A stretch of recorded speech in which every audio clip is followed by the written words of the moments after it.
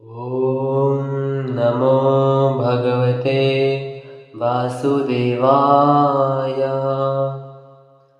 नारायणं नमस्कृत्य नरं चैव नरोत्तमं देवीं सरस्वतीं व्यासं ततो जयामुदीरयेत्।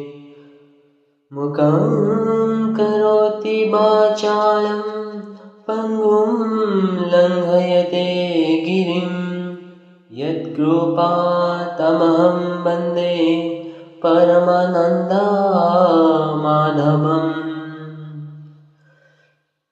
निगमकल्पतरोर्गलितं फलं सुखमुखादमृतद्रवसंयुक्तं पिबत भागवतं रसमालयं मुहुरहर्षिका भुवि भावुकाः।